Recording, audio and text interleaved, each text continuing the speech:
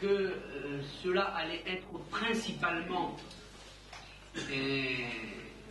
le politique, voire le sécuritaire, et accessoirement l'économique.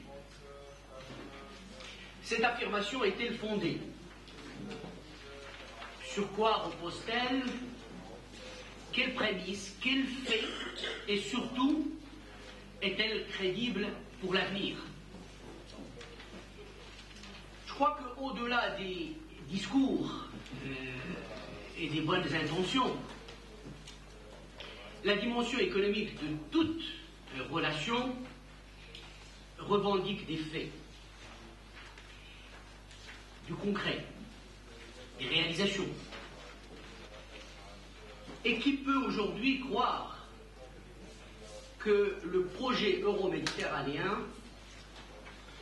puisse s'inscrire dans la durée, puisse tenir la route, si vous permettez cette expression, et s'il n'est pas générateur d'une dynamique de développement, surtout pour la partie sud de la Méditerranée qui en a tellement besoin.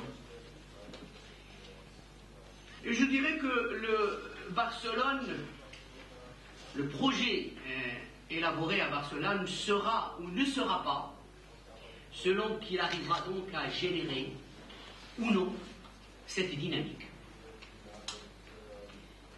Et ce développement, évidemment, chacun le comprend, est dans l'intérêt bien compris de tous.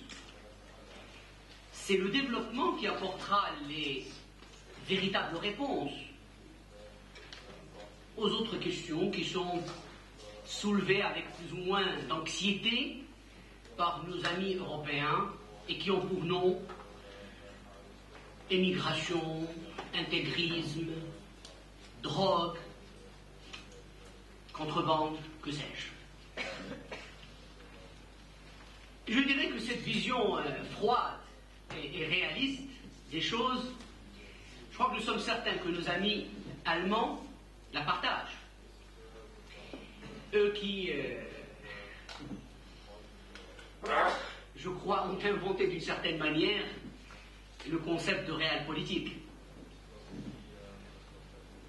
Donc aujourd'hui, il nous reste peut-être à aller un peu au-delà des généralités et des grands principes pour entrer dans le vif du sujet. Nous allons discuter des conditions concrètes de cette dimension économique du projet euro-méditerranéen. Quelles sont ses formes, quelles sont ses modalités, quelles sont ses chances de succès? Et je dirais que, d'une certaine manière, ce projet ne pourra pas se faire évidemment sans, comme je l'ai dit tout à l'heure, une réelle dynamique au sud, donc au Maghreb, c'est le premier élément. Elle se fera dans une perspective stratégique commune qui est celle de la zone de libre-échange. Elle se matérialisera dans l'interpénétration des intérêts qui devront dépasser le simple stade des échanges commerciaux pour aller dans la pénétration, dans la production, ça veut dire à travers les investissements directs. Alors, Maghreb, zone de libre-échange, investissement, ce seront les trois thèmes, les trois axes privilégiés pour discuter ce matin entre nous, donc de ce volet économique de Barcelone. Pour cela, nous aurons donc 3 séances d'exposés et de débats. Le premier sera donc animé par Habib Malki, qui nous parlera donc de l'avenir de la coopération Maghreb-Europe après Barcelone. Habib Malki, je crois, ne se présente plus, mais je le présente quand même. Je le présente de manière sélective, puisque j'ai choisi de le présenter comme professeur à l'université Mohammed V, professeur d'économie. Et je m'arrête là si tu veux. Je suis respectueux de la volonté des uns et des autres. Très bien. Et après son exposé, je donnerai la parole à Madame Rogenboek, qui est chargée au ministère de la coopération et du développement, la coopération économique et du développement en Allemagne, et donc des questions économiques.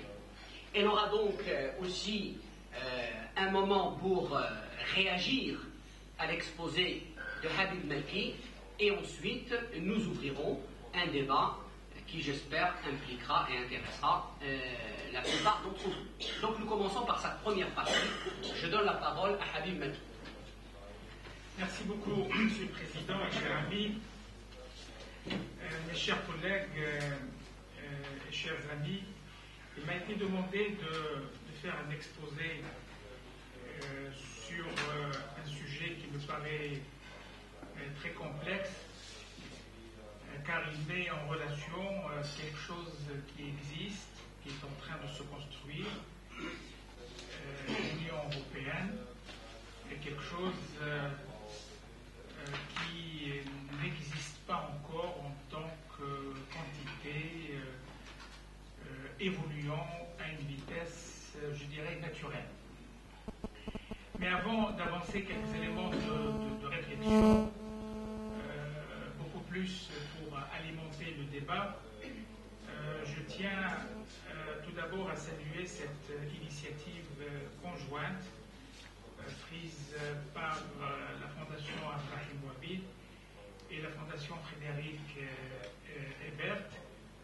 Ce sont deux noms illustres qui ont marqué le mouvement social aussi bien en Allemagne qu'au Maroc.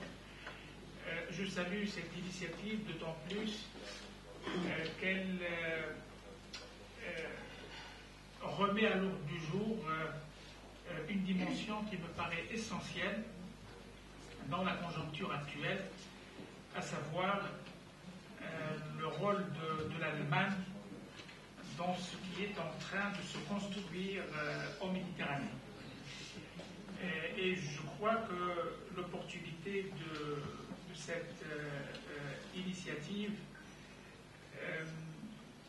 me pousse à faire une réflexion qui me paraît essentielle dans le devenir de ce qui a été déclenché il y a 2 semaines en Méditerranée.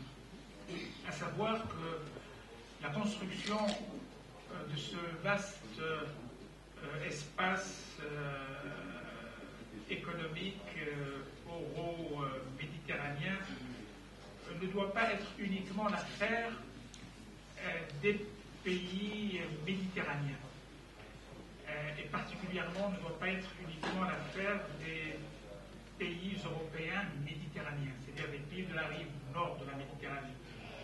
Il doit être aussi l'affaire des autres pays membres de l'Union européenne qui n'ont pas de façade sur la Méditerranée, mais qui, par leur poids économique, par leur rôle dans différents domaines, sont appelés à jouer un rôle essentiel dans ce qui va se construire dans cette zone. Et je suis d'autant plus heureux de constater que nos amis du SPD en particulier prennent en considération de manière progressive les nouvelles réalités dans la zone méditerranéenne. Et je crois qu'au niveau de la démarche politique, au niveau de la manière avec laquelle il convient de concevoir une nouvelle manière de coopérer, l'intégration de la dimension méditerranéenne pour un pays comme l'Allemagne, qui n'est pas un pays méditerranéen géographiquement parlant, est quelque chose d'extrêmement important, car il permettra d'ouvrir de nouvelles perspectives et surtout qu'il remettra à l'endroit un débat que j'ai toujours considéré comme pas très solide dans ces termes, à savoir que la construction de l'Union européenne va pencher beaucoup plus vers l'Est, vers le Nord, que vers le Sud. Et la présence de l'Allemagne, son rôle actif dans tout ce processus, avant, durant et après Barcelone, me conforte dans ma position, à savoir que nous, en tant que pays riverain du Sud, il n'est pas toujours conseillé, il n'est pas toujours évident, il n'est pas toujours, je dirais, indiqué de s'intégrer dans les débats internes propres aux pays européens, qui est pour l'ouverture vers l'Est et le Nord, et qui est pour l'ouverture vers le Sud. Je crois que la manifestation d'aujourd'hui, qui a commencé hier, est significative et pleine de sens, notamment pour l'avenir. Alors, ceci étant dit, et en guise de contribution à ce débat, je vais formuler deux séries de remarques, de manière assez brève. La déclaration de Barcelone, bien entendu, il y a plusieurs lectures de la déclaration de Barcelone. Il y a la lecture géopolitique, il y a la lecture, quand je dis la lecture géopolitique, c'est-à-dire la lecture largement déterminée par la grille sécuritaire. Il y a la lecture économique et financière. Il y a la lecture diplomatique, à savoir que c'est un événement, mais un événement marquant certes, mais sans lendemain. Et je dois dire qu'une lecture qui se veut réaliste, qui prend en considération l'expérience de l'Europe en matière de coopération avec les pays de la rive sud et de l'est de la Méditerranée, doit nous inciter à prendre en considération aussi bien la dimension géopolitique, la dimension diplomatique, et aussi la dimension économique et financière. Et je n'oublie pas, bien entendu, la dimension sociale, humaine et culturelle. Ceci pour souligner que quand on fait une lecture, je dirais, interne, liée directement au texte, on constate que la déclaration de Barcelone présente, qu'on le veuille ou non, un certain nombre d'apports nouveaux.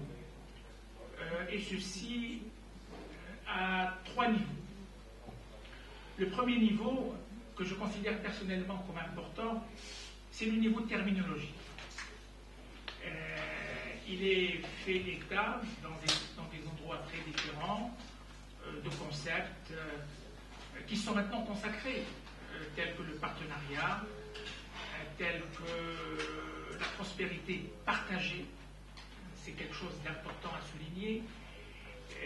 Il est fait état aussi de coopération décentralisée, signifiant que la construction d'une zone de paix, de prospérité et de stabilité n'est pas uniquement du ressort des États, mais aussi des ONG et des autres forces structurantes de nos sociétés civiles respectives. Et vous savez, la terminologie est fortement significative de l'évolution des mentalités, des lignes de conduite, des comportements. La terminologie, ce n'est pas quelque chose de tout à fait abstrait. Je crois que c'est fondamentalement lié à la pratique des États, des parties concernées, et il est permis de considérer ou de souligner que cette nouvelle terminologie est annonciatrice de quelque chose de nouveau et qui a été déclenché il y a un peu plus de 2 semaines à Barcelone. Le deuxième niveau, c'est que l'approche, quand on lit de manière, je dirais, endogène, la déclaration. Le deuxième niveau, c'est que l'approche adoptée dans cette déclaration est une approche que je peux qualifier de globale et d'intégrée. Car en dehors des principes fondateurs, si vous voulez, de la déclaration elle-même, aucun aspect, aucun domaine d'intervention important n'a été oublié.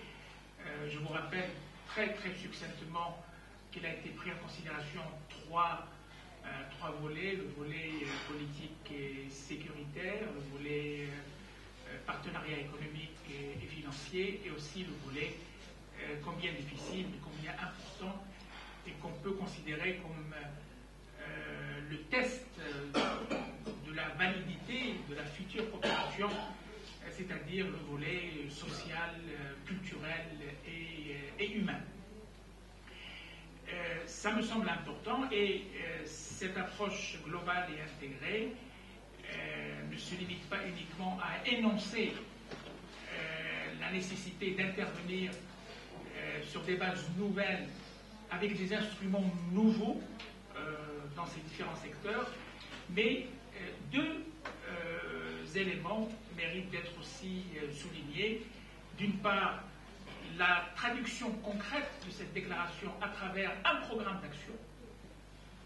C'est un aspect qui me semble important, même si c'est beaucoup plus un inventaire. En tout cas, il y a la volonté de traduire dans les faits, la volonté politique de traduire dans les faits, sur le terrain, la déclaration finale, pour que ça ne reste pas une simple déclaration, une simple profession de foi. Et le deuxième élément, c'est que, contrairement à certaines grandes conférences diplomatiques, les participants se sont mis d'accord, même si ça a été laborieux, sur la nécessité de mettre sur pied un comité de suivi appelé Comité euro-méditerranéen du processus de Barcelone. Et c'est là aussi la volonté d'aller de l'avant et de ne pas rester uniquement au niveau des professions de foi ou de la formulation de simples vœux. Ça me semble quelque chose d'important à souligner. Le troisième aspect novateur qui mérite aussi d'être souligné, c'est que même les thèmes d'une grande sensibilité qui n'ont pas pu faire l'objet d'accords parce qu'il n'y a pas eu de concertation entre les 15 pays européens ont été soulignés dans la déclaration finale. Je pense en particulier au problème que pose la gestion de la dette extérieure. Je crois qu'il y a là une avancée importante, car c'est un pays qui mine les finances publiques des pays du Maghreb et de manière générale de tous les pays de la rive sud et des pays aussi de l'Est de la Méditerranée. Ça traduit aussi une vision globale, même si certains thèmes ont été considérés par les pays européens, pour des raisons que nous connaissons tous, comme des termes relevant beaucoup plus du multilatéral, c'est-à-dire relevant des institutions internationales, ou bien du bilatéral entre les pays créanciers et les pays endettés. Ceci étant dit, je souligne une grande faiblesse qui nous concerne directement dans le cadre de cet exposé, c'est qu'il a été fait mention, sauf si j'ai mauvaise mémoire, il a été fait mention une seule fois de la coopération régionale dans la déclaration finale et même dans le programme d'action. Pourquoi c'est une faiblesse? Parce que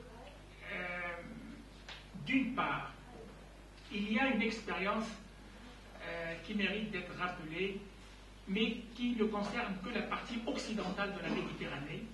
C'est l'expérience qui a été initiée entre ce qu'on a appelé les 4 plus 5 dans un premier temps, c'est-à-dire le Portugal, l'Espagne, l'Italie et la Grèce, et les pays de l'UMA, au début des années 90. Et dans un deuxième temps, il y a eu les 5 plus 5 avec l'intégration de Malte.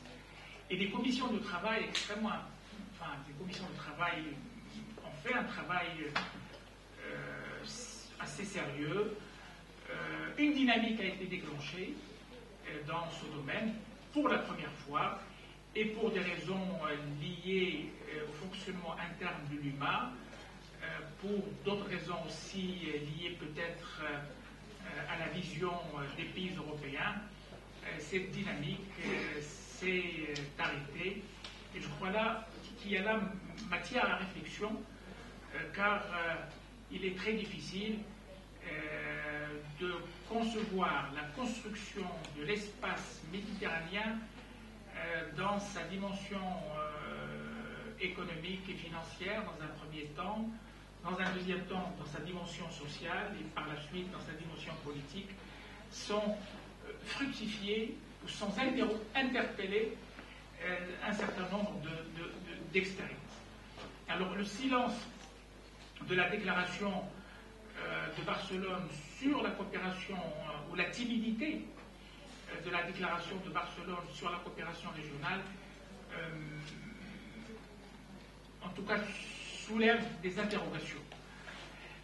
Et c'est pour cela que je vais me permettre de formuler un certain nombre de remarques concernant la place et le rôle du Maghreb dans le processus déclenché par la conférence de Barcelone. Il est difficile de caractériser la situation actuelle du Maghreb. Moi, je dirais, d'une part, que le Maghreb actuellement est aphone, c'est-à-dire le Maghreb est sans voix, malgré l'existence de structures liées à la mise en œuvre de la déclaration de Marrakech portant création de l'Union du Maghreb arabe. Et comme le Maghreb est aphone dans la situation actuelle, sa participation avant et durant Barcelone a été quasi nulle. C'est un élément qui me semble important à rappeler. Si le Maghreb est aphone, il est aussi éclaté, pour utiliser une formule sur laquelle je crois tous ceux qui suivent un peu la situation interne du Maghreb la considèrent comme une formule usuelle. Un Maghreb éclaté parce que la Libye manque à l'appel, et c'est un élément important. Quand un pays d'un ensemble manque à l'appel, quelles que soient les considérations par ailleurs, cela mérite d'être souligné. Et c'est aussi un Maghreb éclaté parce que les accords d'association ont été l'aboutissement de négociations séparées, d'une part entre le Maroc et la Tunisie d'abord et l'Union européenne, et par la suite le Maroc et l'Union européenne, et la préparation de négociations entre l'Algérie et l'Union européenne sont en cours. Alors un Maghreb aphone, un Maghreb éclaté, il lui sera très difficile en tant qu'entité régionale, si vous voulez, de revendiquer le ticket d'accès au train européen qui a été mis en marche en mars à Barcelone. Alors, quel est l'avenir ou quel sera le devenir de la coopération entre le Maghreb tel que nous le vivons actuellement et l'Union européenne après Barcelone? Moi, je dirais que le Maghreb va se construire sous l'effet conjugué de deux séries de facteurs. La première série de facteurs sont essentiellement d'ordre externe. Je crois que l'un des points les plus concrets qui a été adopté à Barcelone, c'est la création d'une zone de libre-échange. L'horizon 2010. Zone de libre-échange, c'est un projet qui constitue pour les pays du Maghreb un véritable défi. Et pour le réussir, je crois qu'il convient aux pays maghrébins, Maroc, Algérie, Tunisie, principalement, de revoir leur coopération horizontale. Il est impossible de considérer demain la zone de libre-échange comme un facteur de prospérité, comme un facteur d'équilibre et de stabilité s'il n'y a pas une véritable concertation entre les différents pays maghrébins. Et c'est pour cela que je considère que le Maghreb se fera en grande partie par l'Europe. Le Maghreb de demain se fera en grande partie par l'Europe et non pas uniquement, si vous voulez, par la volonté intrinsèque des États maghrébins. La deuxième série de deux facteurs, c'est le rôle des sociétés civiles au Maghreb,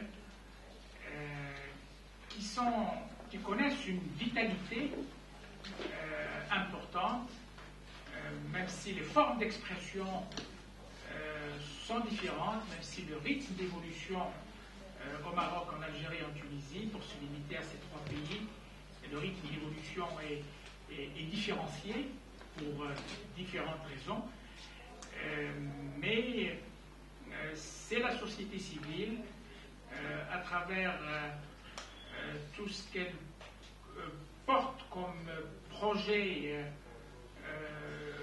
novateur, c'est-à-dire comme projet de remise en cause de l'ordre économique, social et politique établi. Ce sont les composantes de la société civile qui vont imposer un projet maghrébin en optimisant ce qui existe, mais aussi en allant un peu plus loin. Cela ne signifie pas que les États ont un rôle mineur à jouer dans ce nouveau processus. Je crois encore une fois qu'il convient d'éviter le faux débat. Quels seront les artisans du Maghreb de demain? Est-ce les États? Est-ce les sociétés civiles? Je crois que l'histoire nous a appris qu'il y a une très forte interaction entre les deux. Et un État viable tire sa force de la dynamique de la société civile. Et la vitalité d'une société civile est largement conditionnée aussi par l'édification d'un État de droit. Et c'est cette interaction liée à des dynamiques historiques propres qui vont certainement déterminer le cours des choses. Pour me résumer, le Maghreb de demain se fera par l'Europe, étant donné les différentes contraintes externes liées à ce qu'on a dit tout à l'heure, à savoir la création d'une zone de libre-échange, mais aussi le Maghreb de demain se fera par la force et la vitalité des sociétés civiles.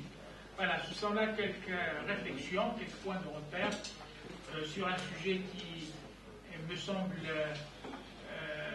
difficile si véritablement on souhaite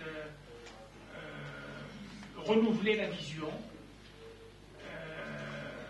et sortir des sentiers battus. Je vous remercie, Monsieur le Président. Merci, Habib Melki. Je crois que nous commençons par une communication optimiste, même si elle reste lucide sur les difficultés à venir. Je crois que il me semble important de retenir que effectivement l'approche, comme l'a dit Habib Melki, est une approche intégrée et globale. Elle est marquée par une volonté politique donc d'en arriver aux faits, à travers notamment le programme d'action, et aussi, mais Habib Melki, je crois, a tout de même relevé une faiblesse qui est essentiellement liée à la timidité, comme tu dis, sur la question de l'intégration régionale. Je voudrais donc là-dessus aussitôt passer la parole à Madame Rosenbroek pour réagir à cette intervention. Vielen Dank. Vielen Dank. Ich wollte mich jetzt bei meinem Vortrag nicht nur konzentrieren auf die Darstellung der wirtschaftlichen Aspekte der neuen Euro-mediterranen Partnerschaft, die in Barcelona beschlossen wurde, sondern auch eingehen auf die Aspekte, die den Bereich der entwicklungspolitischen Zusammenarbeit betreffen. Das hängt ja zum Teil auch miteinander zusammen. Denn ich bin im Ministerium für wirtschaftliche Zusammenarbeit und Entwicklung zuständig gewesen für die Vorbereitung der EU-Mittelmeerkonferenz in Barcelona. Bezogen jetzt auf die Konferenz von Barcelona, bezogen jetzt auf die Aspekte der wirtschaftlichen und entwicklungspolitischen Zusammenarbeit, formuliert die Schlusserklärung von Barcelona, dass eine Partnerschaft geschaffen werden soll im Wirtschafts- und Finanzbereich und auch eine Partnerschaft im sozialen und menschlichen Bereich. Zielsetzung der Partnerschaft soll dabei sein, die Lebensbedingungen der Bevölkerung zu verbessern, das Wohlstandsgefälle innerhalb der Staaten abzubauen und die Beschäftigungssituation vor allem zu verbessern. Ganz wesentlich ist auch, dass die wirtschaftliche Entwicklung einhergehen soll, auch mit der Entwicklung der sozialen Rechte. Im Einzelnen beschreibt die Schlusserklärung von Barcelona folgende neue Elemente dieser Partnerschaft. Wir haben gestern gesprochen über den politischen Bereich, darauf möchte ich jetzt nicht eingehen. Bezogen auf den wirtschaftlichen und entwicklungspolitischen Bereich ist es an erster Stelle die Schaffung der Freihandelszone. Darauf wird im nachfolgenden Referat eingegangen werden. Dann an weiterer Stelle sind zu nennen die Verstärkung der regionalen Zusammenarbeit. Insbesondere ist auch betont, dass der intraregionale Handel der Länder untereinander verstärkt werden soll. Sie haben das ja auch betont, dass es da sehr große Defizite gibt. Um nur einige Zahlen zu nennen, der intraregionale Handel zwischen allen Mittelmeerländern liegt nur bei 5% ihres jeweiligen Außenhandelsvolumen. Der intraregionale Handel innerhalb der Maghreb-Länder beträgt nur 3%. Ein weiterer wichtiger Punkt, der bereits erwähnt wurde, ist die Verstärkung der dezentralisierten Zusammenarbeit durch verstärkte Einbeziehung der Zivilgesellschaft. Das reicht von Einbeziehung von Gewerkschaften, Nichtregierungsorganisationen, Selbsthilfegruppen, Vertreter von Kultur und Religion, bis auch zu vor allen Dingen Förderung des Austausches zwischen jungen Menschen.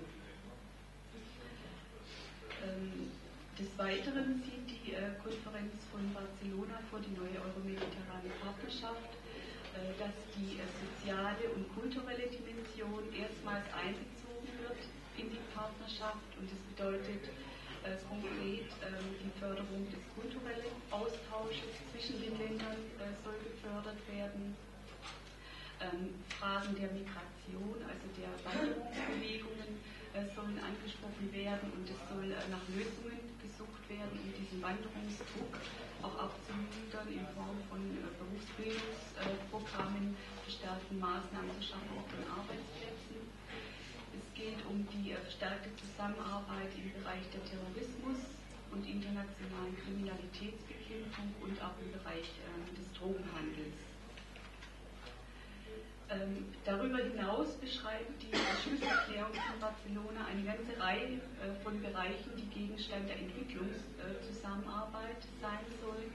Diese Bereiche Bereiche von Entwicklung des Privatsektors durch Schaffung entwicklungsförderlicher Rahmenbedingungen für Privatunternehmen, einschließlich der Förderung von kleinen und mittleren Unternehmen, über Maßnahmen im Bereich Umwelt- und Ressourcenschutz, wobei im Bereich Umweltpolitik ausgeführt wird, was ich auch sehr wichtig finde, dass die umweltpolitischen Aspekte in alle Bereiche der Wirtschaftspolitik integriert werden sollen. Weiterer wichtiger Bereich ist der Bildungs- und Ausbildungsbereich, Fischerei, Energie, Gesundheit, Landwirtschaft und ländliche Entwicklung. Merci Madame Robbenbock. Merci beaucoup pour avoir peut-être surtout évité justement de ne pas, pour avoir abordé tout simplement les questions les plus sensibles qui se posent sur le plan économique, notamment la question de la dette, la question du protectionnisme agricole tel que vous le qualifiez vous-même, les questions de restructuration et de coopération financière en particulier. Et je voudrais maintenant ouvrir le débat. Peut-être en premier lieu, je voudrais savoir si M. Sakallariou souhaite réagir lui aussi à l'intervention de Habib Malki, peut-être simplement parce que vous avez intervenu hier un peu sur le même thème et que aussi vous avez été rapporteur du Parlement européen à la conférence de Barcelone. Je pense qu'il serait utile pour nos débats que vous puissiez réagir également. In empfindlichen und sensiblen Bereichen das Europäische Parlament reagieren wird. Die Frage zum Beispiel, die gestern auch hier angesprochen wurde und heute wieder, der Rolle der Zivilgesellschaft an diesem Prozess. Da ist das Europäische Parlament wirklich der Advokat der Zivilgesellschaft in dieser Frage. Wir werden darauf bestehen, dass diese Zivilgesellschaft eine Rolle eingeräumt wird. Ich habe 3 Bemerkungen zu dem, was Professor Malki gesagt hat und dann anschließend eine bewertende Bemerkung vielleicht. Das erste ist, das Besondere an Barcelona, und das können wir nicht oft genug wiederholen, ist, dass die ganze Europäische Union von Griechenland bis Schweden und Finnland und von Spanien bis Dänemark engagiert ist.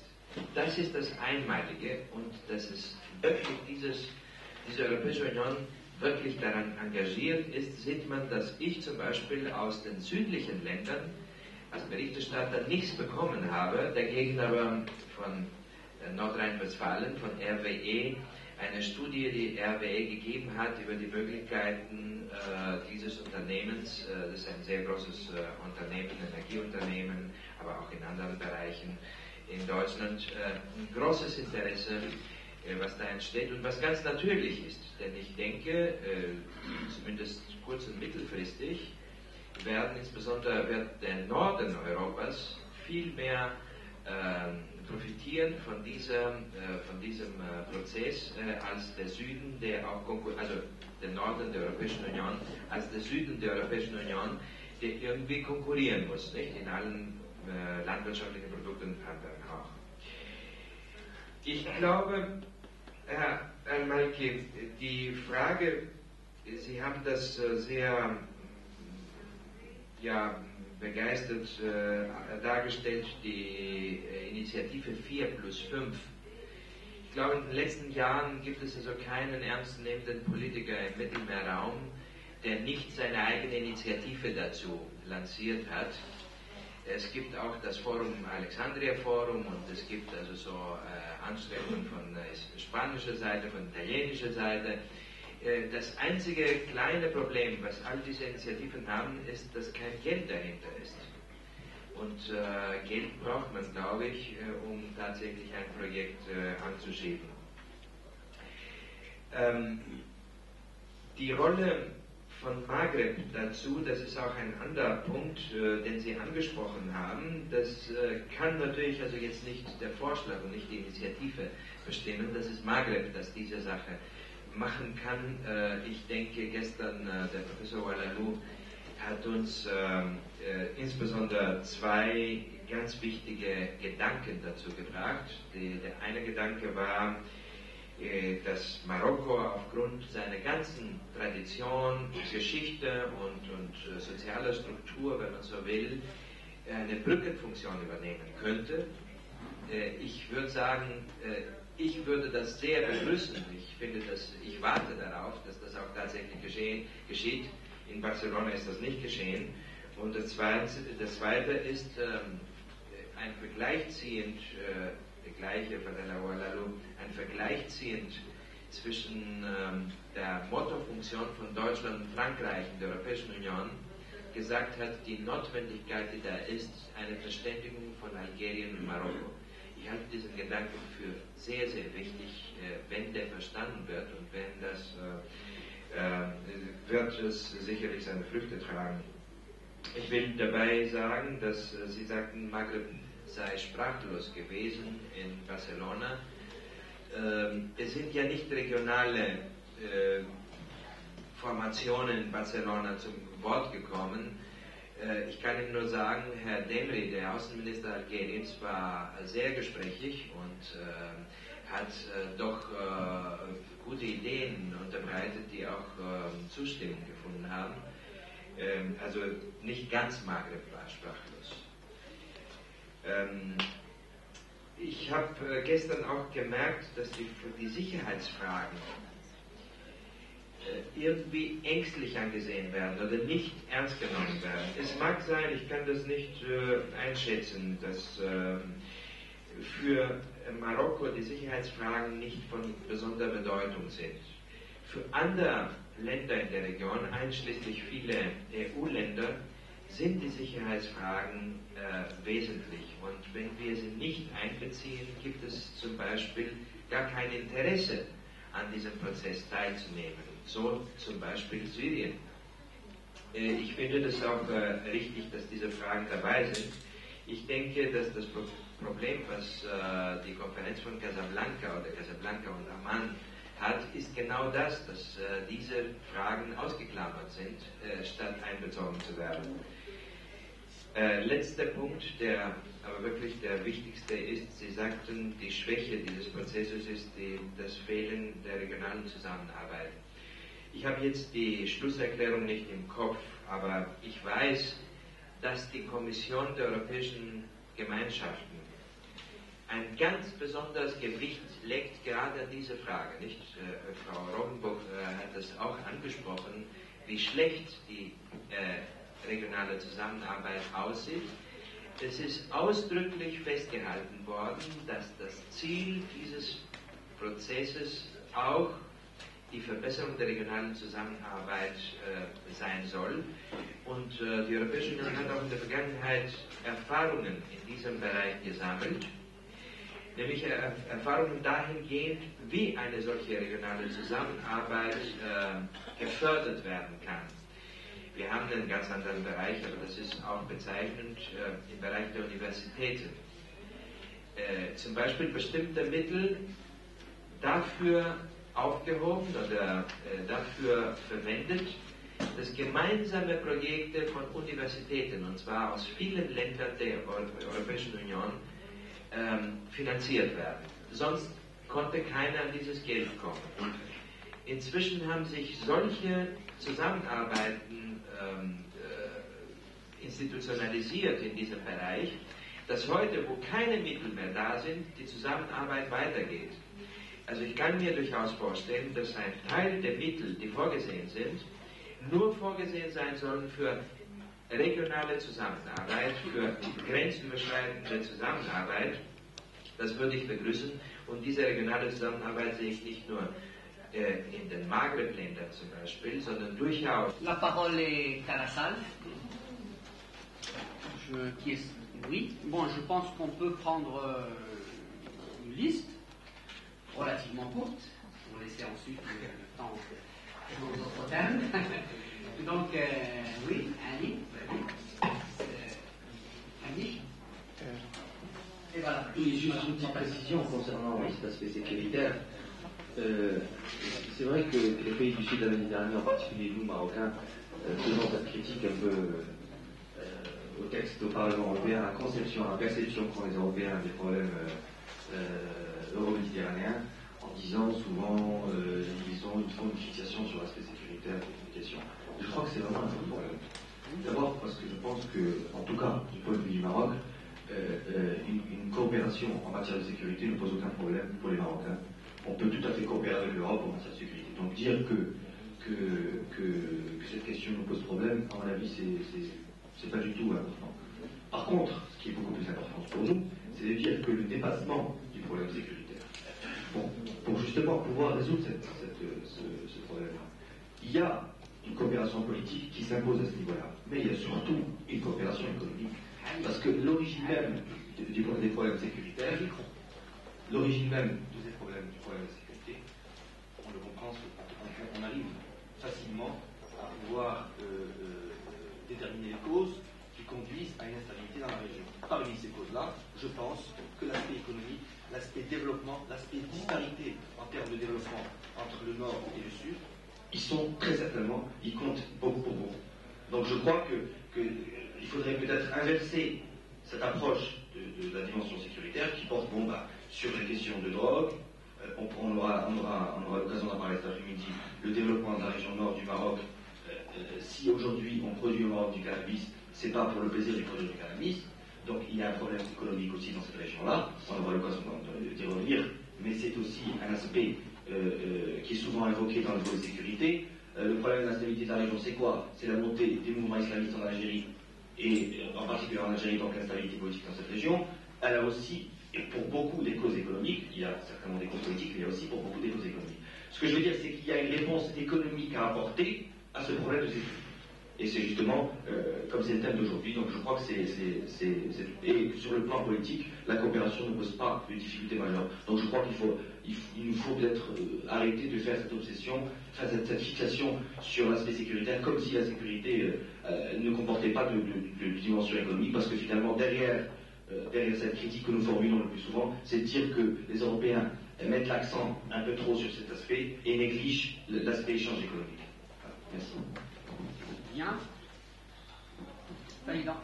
Excusez-moi, c'est juste pour rebondir sur ce qu'a dit Ali Golbi. Moi, je ne suis pas du tout d'accord. Quand on voit les dernières tentatives de l'OTAN, notamment les réactions, là, je ne me souviens plus son nom, celui qui était à Bruxelles, qui a été remplacé par M. Soulana. Oui, Claes. Dans toutes ces déclarations, j'avoue que j'aurais été, étant maghrébine, j'aurais été algérienne, je serais très inquiète, parce qu'il y a quand même tout un plan qui a été mis en évidence, et le problème de sécurité se pose là. Ça, je crois que c'est un aspect qu'il ne faut peut-être pas sous-estimer. J'aurais peut-être juste la question à poser à M. Habib Melki, quand il dit l'Europe peut nous aider à faire ce Maghreb, et le Maghreb peut se construire par le biais de l'Europe. Excusez-moi, je ne comprends pas très bien ce que vous pourriez approfondir votre idée. Merci. Bien, on continue. Monsieur Hilvich.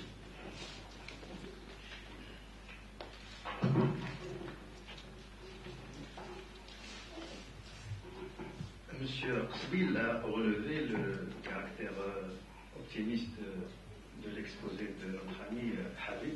Effectivement, il était optimiste. On a besoin de l'optimisme pour espérer, pour vivre, bien sûr. Mais j'aurais aimé, si c'est possible, que vous nous parliez, même si c'est très brièvement, si votre optimisme est partagé ou serait partagé par les hommes du terrain, par les opérateurs économiques, les entrepreneurs, etc. Pour ma part, je crois que nous avons tous eu l'occasion de voir un échantillon de ces opérateurs, ces entrepreneurs s'exprimer sur une chaîne de télévision marocaine, et l'enthousiasme parmi eux n'était pas de mise, ne serait-ce que parce que la participation marocaine à la conférence de Barcelone était faible, comme ça a été d'ailleurs souligné par nos amis allemands. Voilà donc la première question. Et une autre qui va exactement dans le même sens que Mme Farida Mouha.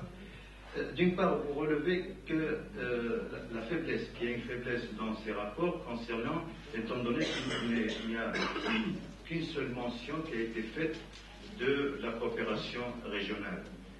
Ben, ce n'est pas de bon augure. Et on ne peut pas donc relever cette faiblesse et puis dire après, je pense, que le Maghreb se fera par l'Europe ou grâce à l'Europe. On sait que l'Europe ne s'est faite que par elle-même, il n'y a pas eu une puissance exogène qui l'a poussée à se faire, etc. Et voilà la première chose que je n'ai pas bien saisie, ou la deuxième. Et puis bon, la société civile dont on fait l'éloge, dont on parle beaucoup, nous savons qu'elle est encore à l'état embryonnaire dans certaines sociétés maghrébines, et elle est plus avancée, mais elle n'a pas encore pu acquérir les propriétés d'un contre-pouvoir ou d'un pouvoir qui pourrait de plus en plus, pas affaiblir l'État, mais faire que la société connaisse un État moins centralisé, moins omniprésent, etc.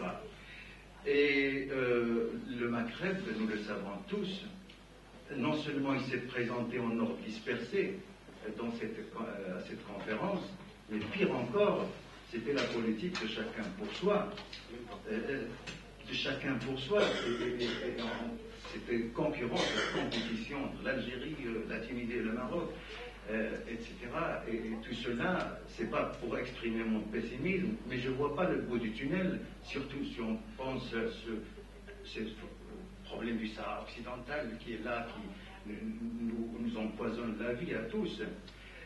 Voilà donc, c'est une brin de pessimisme qui pour tempérer un peu votre optimisme.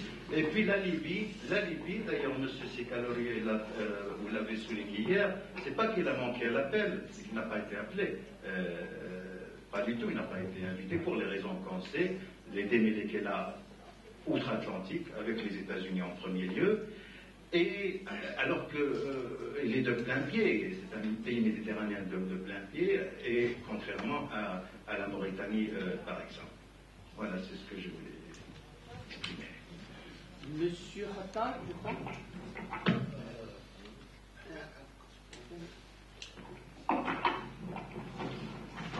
S'il vous plaît, j'aimerais auparavant qu'on commence à s'occuper un peu de temps. Il faut qu'on se discipline si l'on veut. Il reste encore 2 autres débats. Donc, s'il vous plaît, des questions relativement courtes. Oui, en fait, je vais être très court, donc faire ce peu. Moi je n'ai pas encore, peut-être que je ne suis pas suffisamment documenté, une idée des chiffres globaux, puisqu'on parle des 4,7 milliards d'écus, d'autres crédits parallèles, de la BEI, etc. Et madame, j'aimerais bien qu'on ait une idée vraiment claire de ces chiffres. Et si effectivement, dans ces chiffres, il y a déjà une idée de l'enveloppe qui pourrait être, disons, comme objectif pour le Maroc. Bien, alors, il y a effectivement, on constate une volonté de l'Europe d'aller vers le développement des pays méditerranéens, et notamment le Maroc. Et il y a donc des crédits qui sont prévus pour cela. Mais vous savez tous que le grand problème, ça va être la capacité d'accueil de ces crédits dans les entreprises, dans le secteur privé.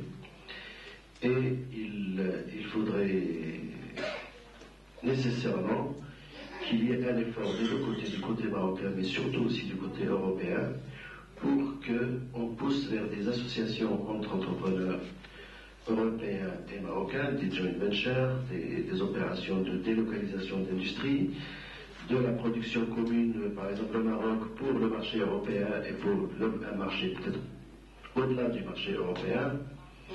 Donc tout cela nécessite une volonté. On veut, pour des problèmes de sécurité, etc., limiter l'immigration, donc que les Marocains aillent moins, ou les Maghrébins aillent moins vers l'Europe. Nous voudrions que les Européens viennent plus vers le Maghreb, viennent plus vers le Maroc, avec un esprit différent de l'esprit d'avant, et donc avec un esprit de coopération, un esprit de partenariat. C'est dans cela que j'apprécie l'intervention de M. Sakalorio sur la nécessité que la société civile, et dans mon esprit la société civile, ce sont les entreprises, ce sont les salariés, et pour cela il faut donc que l'Europe aille au-delà des relations avec les États, avec l'État marocain, qu'il y ait des passerelles avec les professions, avec les représentants des entreprises, les fédérations d'entreprises, les associations, pour que ces crédits qui sont prévus, il y ait des chemins plus directs pour que les entreprises puissent utiliser effectivement ces crédits. Et l'un des éléments principaux, à mon sens, qui a bloqué jusqu'à maintenant, qui risque de bloquer le système, c'est le problème de financement du système bancaire. Dans une récente entrevue avec le ministre des Finances marocain, il semble que des mesures vont être prises au début de l'année prochaine pour que les entreprises puissent prendre des crédits directement dans des banques extérieures. Je pense que l'Europe devrait voir au-delà des relations avec les banques marocaines, et l'exemple de la BEI, à mon avis, est très clair à ce sujet. Le GPPM n'a pas été un élément d'utilisation suffisante des crédits BEI. Il faut donc que les banques trouvent des relais locaux ici au Maroc et des possibilités réelles pour les entreprises d'utiliser le système bancaire et toutes ces aides qui sont données par l'Europe. Voilà ce que j'avais à dire. Bien, pour équilibrer un peu les interventions entre Marocains et Allemands, je voudrais donner la parole à M. Zoppel, qu'il a demandé, mais auparavant, je pense que je demanderai à nos amis marocains de laisser de différer leur intervention pour les débats qui vont suivre, puisque de toute façon, je crois que le temps commence à presser. Il est important qu'on se... Je veux bien. Simplement, ce que je voudrais dire, c'est qu'il y a encore 2 débats, et on aura donc l'occasion de revenir sur toutes ces questions. Moi-même, personnellement, je me limite pour ne pas poser mes propres questions. Donc, je donnerai la parole à M. Zoppel, peut-être alors à Rachid, et on arrête pour reprendre les autres par la suite. M. Zoppel.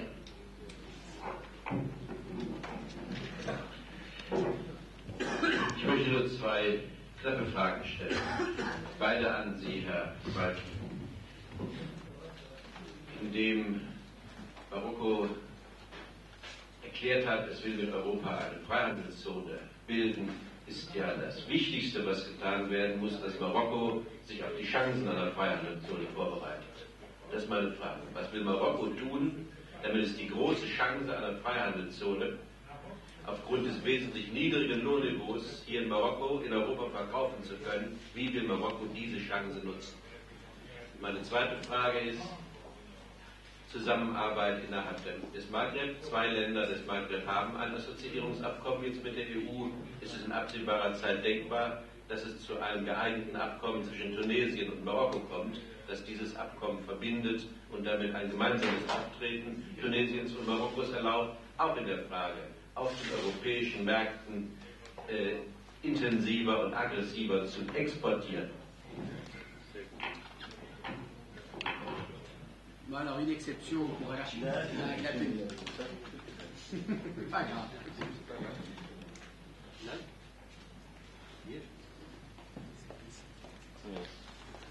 Ouais, pour une fois que la société civile veut s'exprimer. D'accord.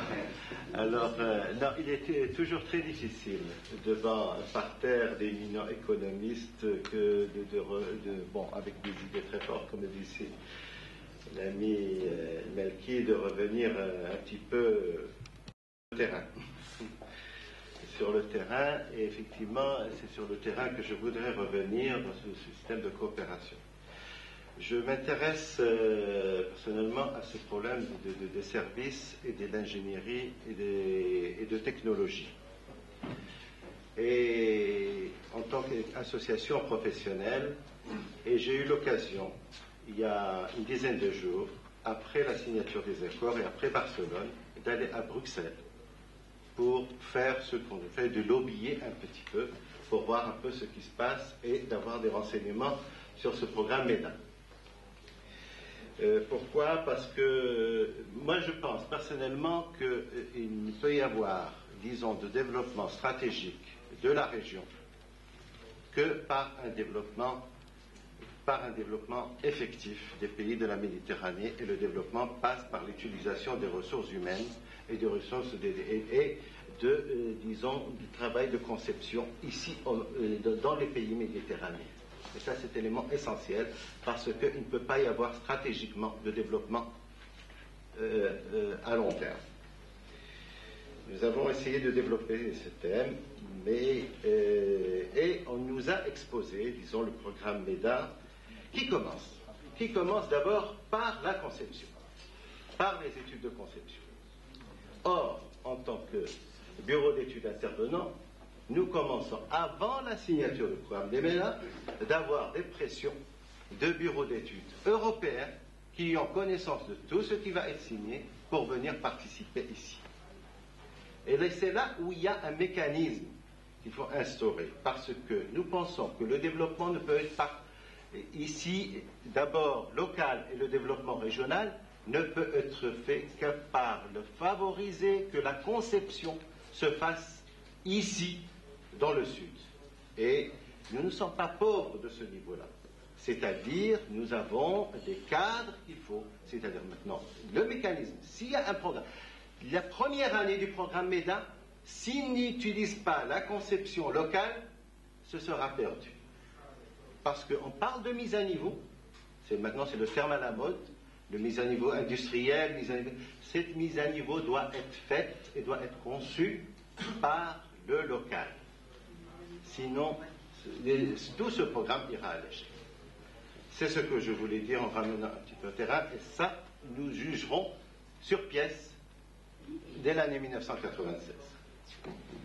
Bien, merci. Je crois que rapidement, je vais redonner la parole à Michelti et à Mme Rogenbock pour réagir une ultime fois, et ensuite on pourra aller prendre un café.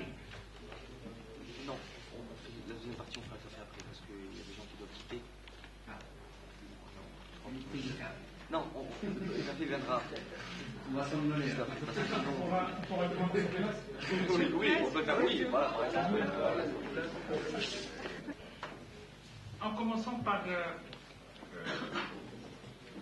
peut-être par une appréciation. Je crois que quand on pense à la construction d'une entité régionale, il faut penser la durée. Et les exemples ici et là sont extrêmement édifiant à cet égard. Et quand on pense la durée, et quand on agit dans la durée, le problème d'optimisme et de pessimisme ne se pose plus. Car mettre plusieurs pays ensemble, qui ont des problèmes particuliers, qui n'arrivent pas à gérer largement une partie de l'héritage colonial, touchant différents domaines que nous connaissons bien, il est inutile d'y revenir, c'est une entreprise d'une très très longue haleine. Et c'est pour cela que quand on pense Maghreb, moi j'invite mes collègues et mes amis à n'introduire ni dose pessimiste ni dose optimiste. La réalité est ce qu'elle est, et mettre ensemble dans le cadre d'un même projet plusieurs pays qui ont des affinités communes extrêmement fortes, c'est un processus historique très très long. Et c'est pour cela que le Maghreb, étant donné sa proximité géographique vis-à-vis de l'Europe, étant donné la phase de ce qu'il est convenu d'appeler la mondialisation de l'économie, ne peut se faire que sous l'effet conjugué, comme je l'ai dit tout à l'heure, de facteurs aussi bien externes que de facteurs internes propres au pays maghrébin. Mais, personnellement, c'est une hypothèse de travail, personnellement, dans la phase actuelle, le coefficient de pondération que j'accorde aux facteurs externes est plus important qu'aux facteurs internes, c'est-à-dire à la dynamique que connaissent les pays du Maghreb, Maroc, Algérie, Tunisie, Mauritanie et Libye. Et le primat des facteurs exogènes me semble quelque chose de très évident. On parle de plus en plus de la mondialisation d'un certain nombre de problèmes. Leur traitement ne peut se faire que par des réponses régionales ou mondiales, et ceci me conforte un peu dans ma façon de voir ou d'évaluer le poids des facteurs externes. Et j'ai tenté d'illustrer à travers le rappel de ce que je considère personnellement comme le plat de résistance dans le menu de Barcelone. Et le plat de résistance dans le menu de la conférence de Barcelone, qu'offre la conférence de Barcelone, c'est la zone de libre-échange. Il me semble, et des collègues tout à l'heure pourront peut-être aller dans le même sens ou apprécier de manière différente ce que je vais dire. Il me semble que le succès de la mise en œuvre de la zone de libre-échange ne peut se faire que sur une base régionale, c'est-à-dire sur une base maghrébine. Et quand je dis une base maghrébine, c'est-à-dire dynamiser ce qui existe, ce qui a été même convenu entre les différents pays du Maghreb dans le cadre de l'UMA. Et je pense principalement au lancement d'un véritable marché commun entre le Maroc, l'Algérie, la Tunisie, la Libye et la Mauritanie. Imaginez le Maroc concurrencer, ou les produits marocains concurrencer les produits tunisiens, ou les produits algériens concurrencer les produits tunisiens. La zone de libre-échange serait un facteur de déstructuration accélérée du tissu économique et par là du tissu social dans nos pays respectifs. Et quand on dit marché commun, cela implique une véritable stratégie au niveau régional, c'est-à-dire au niveau maghrébin, touchant les domaines ou les secteurs les plus sensibles, c'est-à-dire promouvoir une sorte de spécialisation économique sur la base d'une concertation entre les différents pays du Maghreb, en évaluant les atouts des uns et des autres, afin d'exporter vers cette zone de libre-échange des produits maghrébins à valeur ajoutée très forte. Et sans un véritable marché commun maghrébin, il me semble illusoire de rêver en considérant que cette zone de libre-échange serait ce que les participants à la conférence de Barcelone ont appelé une zone de prospérité partagée. Le problème, c'est comment faire du libre-échange un échange égal, c'est-à-dire un échange porteur de progrès économique et social entre les différentes parties concernées.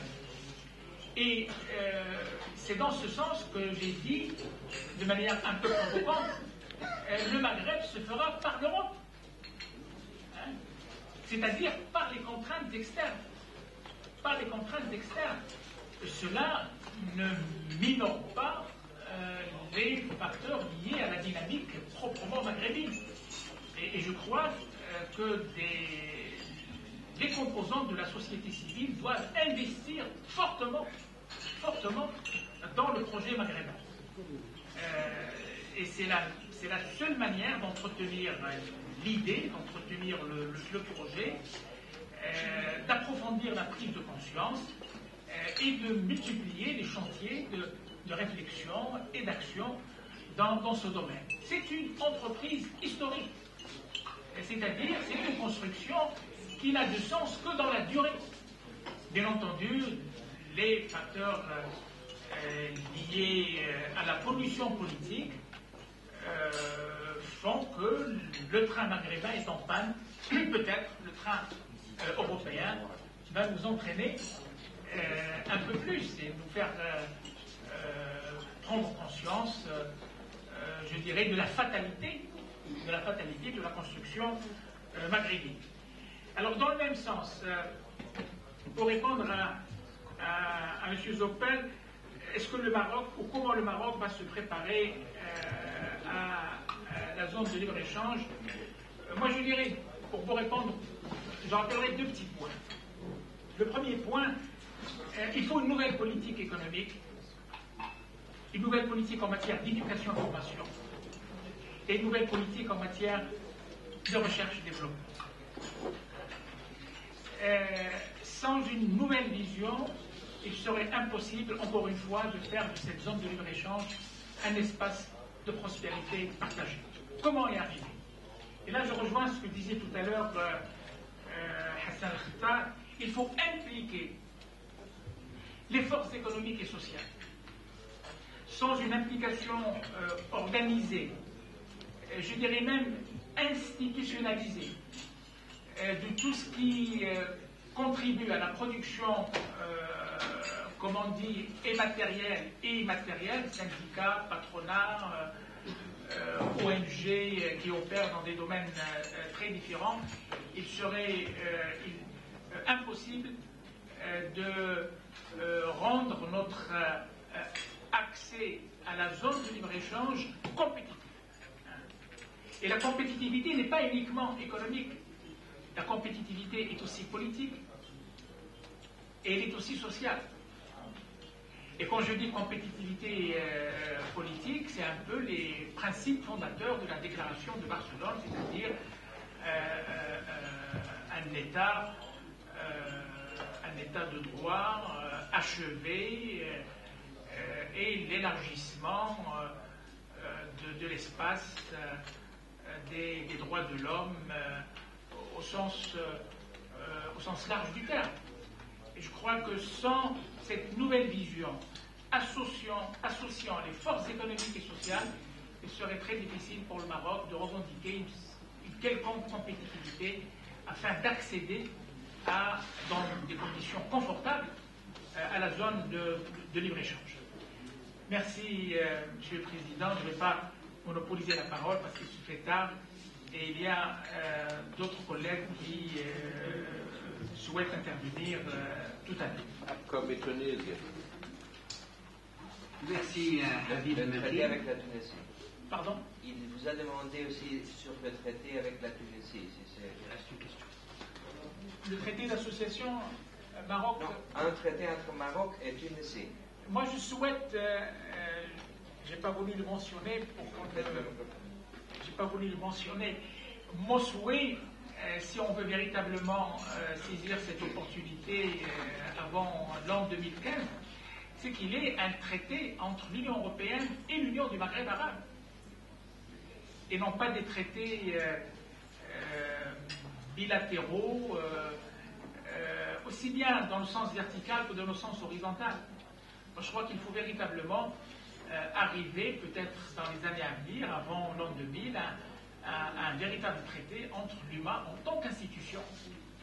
Moi, j'ai parlé de l'UMA tout à l'heure, du Maghreb à Fon, en tant qu'entité, et non pas en tant que Maroc, Algérie, Tunisie, à titre d'exemple. Et si on arrive véritablement à ajouter les bases d'une dynamisation de l'UMA, l'un des moments les plus importants dans les 3, 4, 5 années à venir, c'est un traité entre l'Union européenne et l'Union du Maghreb arabe. Bien, Madame Roggenbusch.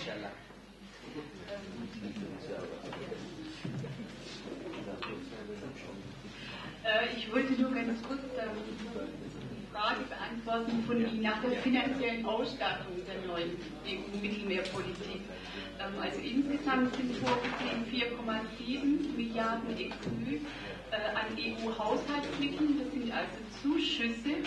Und dazu sollen in etwa noch bei derselben Größenordnung, aber das steht noch nicht definitiv fest, nochmal Eigenmittel der Europäischen Investitionsbank dazukommen. Das sind also dann Kredite.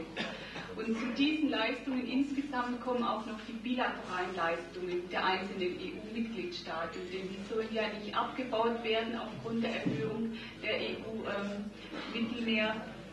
Aufgrund der Erhöhung der Mittel für die neue EU-Mittelmeerpolitik, sondern sie sollen ergänzend eingesetzt werden zu den EU-Mitteln. Und die zweite Frage war, Marokko hat im Zusammenhang mit dem Abschluss des neuen Assoziierungsabkommens 350 Millionen EQ an EU-Haushaltsmitteln erhalten, also an reinen Zuschüssen. Und hierzu sollen dann auch nochmal kommen, in einer Größenordnung, die noch nicht festgelegt worden ist, Kredite der Europäischen Investitionsbank.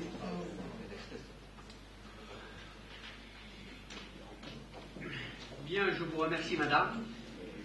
Je crois que nous sommes arrivés au terme de la première partie donc de cette matinée. Ayant déjà pris le café, ou on est en cours de le prendre, je crois que 5 minutes dans la salle. On peut donc aussitôt. Nous allons donc reprendre notre travail. Compte tenu des contraintes de temps et des engagements des uns et des autres, nous allons quelque peu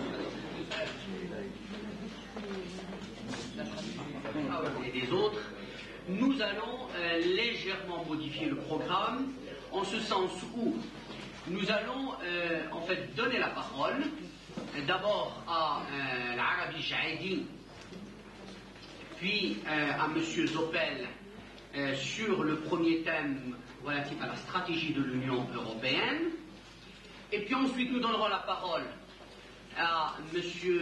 Fouad Zaïm pour la communication sur les investissements, et ensuite seulement nous ouvrirons donc alors là un débat unique sur l'ensemble de ces questions qui, comme vous le voyez bien, de toute façon se retrouvent.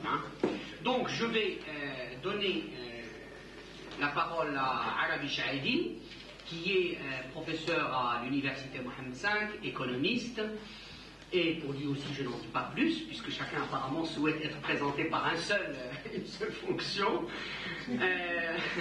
Alors donc il va nous parler de la stratégie de l'Union européenne, un rapprochement par le libre-échange. Merci mon ami Najib. Je pense que déjà le débat a été lancé, en tout cas à l'écoute de l'ensemble des intervenants de tout à l'heure, a été déjà lancé concernant les perspectives qu'offre la zone de libre-échange dans ce nouveau rapport entre le Maroc et la communauté européenne. Et déjà, on a observé ici et là un ton soit pessimiste, soit un ton optimiste. Pour ma part, j'essaierai d'être pessimiste. Pour reprendre ce mot composite, très beau d'ailleurs, qui a été utilisé par Habibi, un auteur palestinien, pour qualifier le trait d'un personnage de ses romans. Je ne suis pas un personnage de roman, mais enfin, je pense que du point de vue de l'approche, j'essaierai d'être, je ne dirais pas équilibriste pour les raisons de la cause, mais d'avoir en tout cas une analyse ou quelques éléments d'analyse qui permettraient de dépassionner le débat et d'aller avec plus de sérénité dans la perception des perspectives de cette zone de libre-échange. Bien, je crois qu'on convient tous que le Maroc et la communauté européenne abordent un nouveau tournant, un nouveau chapitre de leurs relations. Et il faut considérer aussi que la perspective d'établir une zone de libre-échange entre ces deux partenaires est le véritable pilier de ces futures relations. Ça a été déjà souligné. Il est certain qu'autour des perspectives de cette zone de libre-échange, beaucoup de réflexions ont été développées. Les unes relatives à l'aspect doctrinal de la zone de libre-échange, au sens où qu'est-ce qu'elle permet? Elle permet véritablement d'aller vers une optimisation des relations commerciales entre deux partenaires, même si ces deux partenaires sont d'inégales dimensions. Est-ce qu'elle va permettre, comme l'entendent les théories ou la théorie du commerce international, une spécialisation plus poussée, et donc par conséquent une différenciation des produits et un potentiel de croissance de l'échange et donc de la production entre les deux zones? Ça, c'est l'aspect doctrinaire sur lequel il me semble qu'il est difficile d'apporter une réponse claire et nette, tellement les hypothèses sont parfois réductrices dans ce débat, et tellement aussi la théorie et la pratique du commerce international a été modifiée par la logique des acteurs. Et c'est donc dans une perspective de réflexion sur la pratique de la zone de libre-échange que je vais me porter. Cette pratique a été codifiée évidemment par l'accord qui vient d'intervenir, qui donne un certain nombre de principes directeurs et qui permet donc de programmer la mise en place de cette zone de libre-échange à un horizon déterminé. Mais peut-être qu'avant de revenir dans le détail de cette programmation et d'interroger son coût et son avantage pour le volet industriel et pour le volet agricole, il faudrait s'arrêter quelques moments sur les motivations. Parce que derrière les motivations se décline en quelque sorte une vision et une stratégie. Une vision stratégie à la fois économique et politique. Je dirais que parmi les motivations fondamentales de la mise en place de cette zone de libre-échange, c'est la volonté des deux partenaires d'ailleurs de sortir d'un régime des relations commerciales fondé sur la non-réciprocité, tel qu'il était codifié dans les accords, disons, des années 66 et des années 67. Sortir de ce principe de non-réciprocité pour aller vers un régime qui élimine évidemment donc les préférences et qui annonce la réciprocité dans les échanges entre les deux partenaires. Il est vrai que sur un plan pratique, les préférences qui étaient accordées au Maroc ou à d'autres pays de la Sud-Méditerranée dans le domaine du commerce extérieur ou des échanges commerciaux avaient été progressivement laminées.